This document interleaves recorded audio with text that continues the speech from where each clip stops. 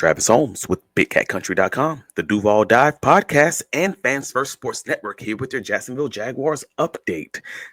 We discussed on Wednesday's Duval Dive the Jacksonville Jaguars' plans to reportedly release Christian Kirk before the start of the next league year and gave him his rightfully earned flowers for all of his time in Jacksonville. On Thursday morning, the team now has announced also that veteran center 2024 free agent signing from the Kansas City Chiefs and Buffalo Bills.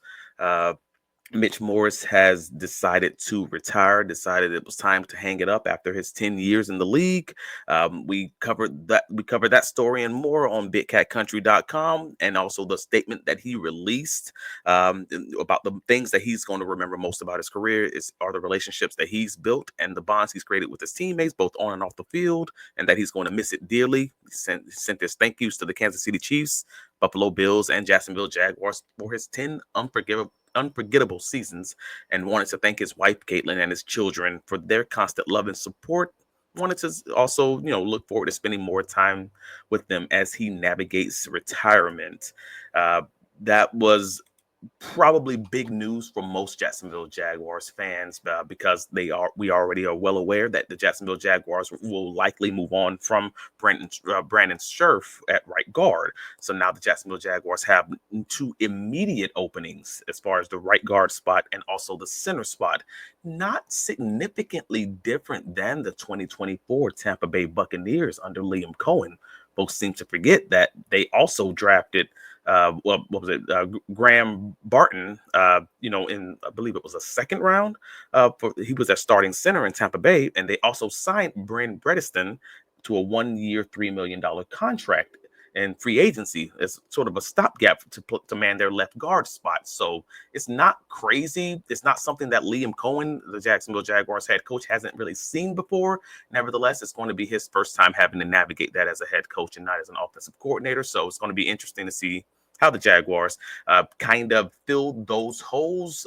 We've already, and everyone's been kind of putting out their mock drafts, and center hasn't seemed to be an urgent need as far as the first 3 rounds, and now that kind of moves up the ladder a little bit. As far as the options that are available in free agency, you'll hear many people name names like, well, the top center on the market is Drew Dahlman from the Atlanta Falcons. However, they are more of a primarily zone running scheme, whereas Liam Cohen and those Sean McVay offenses, they're a little bit more versatile, where they have a little bit of zone, but then they also have a lot of man gap schemes. So those normally take different types of centers, a little bit more powerful, maybe even a little bit bigger centers. So Drew Dahlman, while he is the top center on the market right now, may or may not be stylistically or scheme-wise the best option that's available out there. So we're kind of going to have to see how that looks. But you also have someone like maybe Ryan Kelly for the Indianapolis Colts. You'll see he's also available on the market. And maybe if you can pull someone like a Ryan Kelly for the Jacksonville Jaguars, you can also pull Will Fries and place them at right guard and pair those two up again, since they both spent time in Indianapolis together. They already know how to block and work off of each other. That kind of makes a little bit of sense. You also have the option of someone like an Evan Brown. He's a guard and a center from the Arizona Cardinals, even though the Cardinals do reportedly want to re-sign him. So we'll see how that goes over the coming days. Maybe they can strike a deal with him if the Arizona Cardinals aren't able to keep him in-house.